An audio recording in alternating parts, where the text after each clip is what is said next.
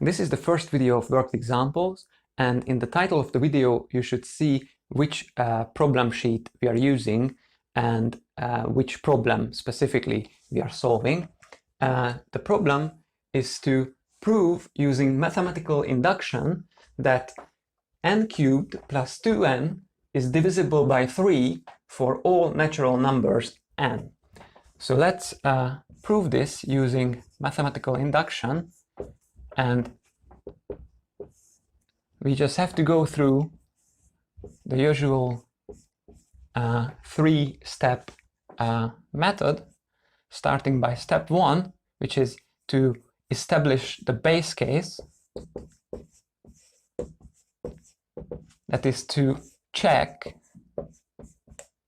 if the statement is true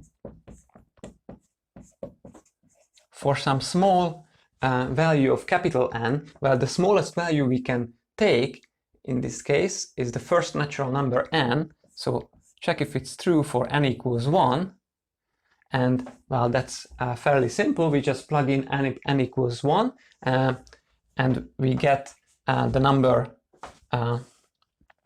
1 cubed plus 2 times 1, and that is equal to 3, which is divisible by 3.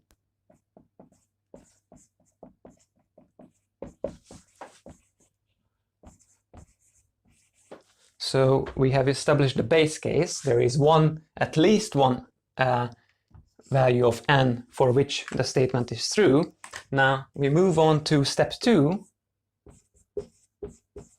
a crucial part of our proof of any proof by induction, that is the induction hypothesis.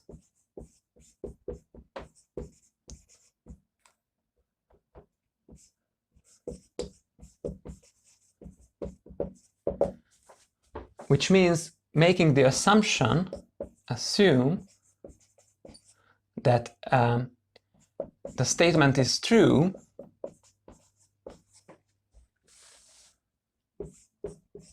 for some value of capital N. So it's crucial that we are not specifying which value. We just assume that there is such a value, of capital N, which we denote by little n, and we know that there is at least one such value, that is capital N equals 1. That's what the base case was for.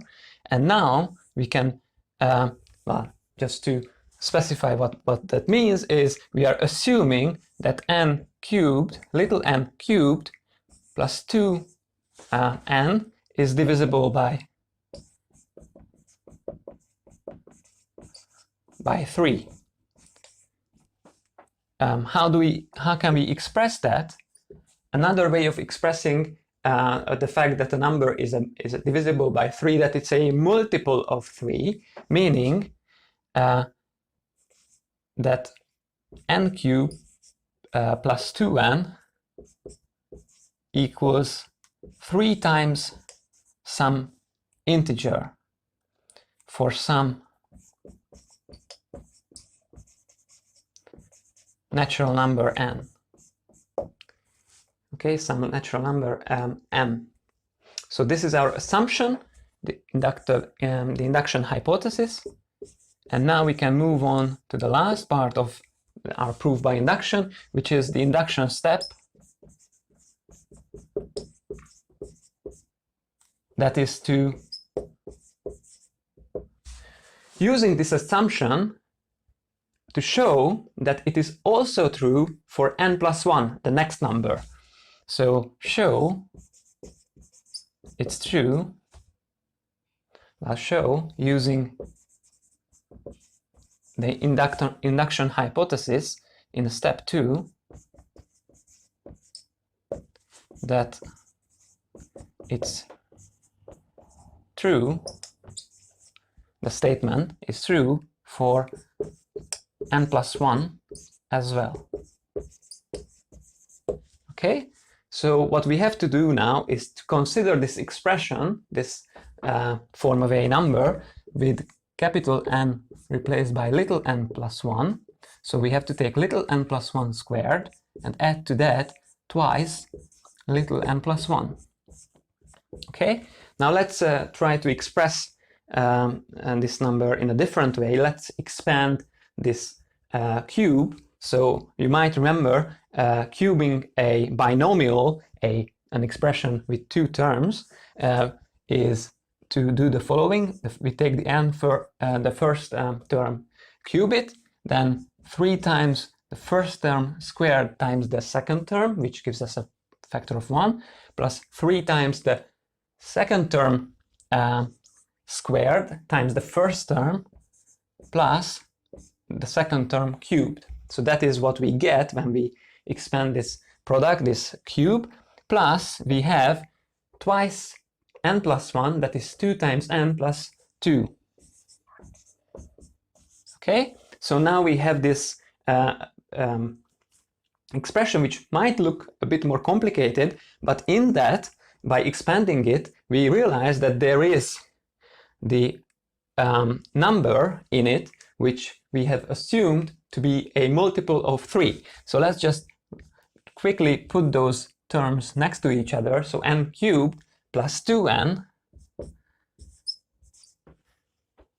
is the number about which we have made the assumption, and apart from that we have 3 times n squared, we have 3 times n, and we have 1 plus 2, that is just 3 times 1. So if I write it this way, we can see that this is some natural number multiplied by 3. So this term is a multiple of 3 divisible by 3, and this term, by our assumption, is divisible by 3. So this is the next step in which we use the induction hypothesis, the induction step, in the induction steps. So we use step 2 to say that this thing is 3 times m,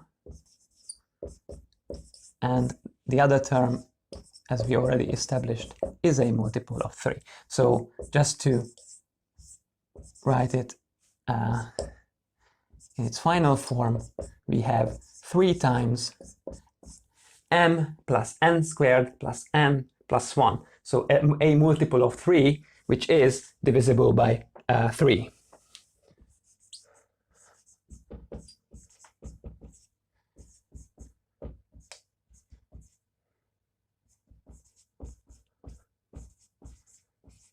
So this shows, this quick derivation, that the statement is also true for m plus 1, and this concludes the proof.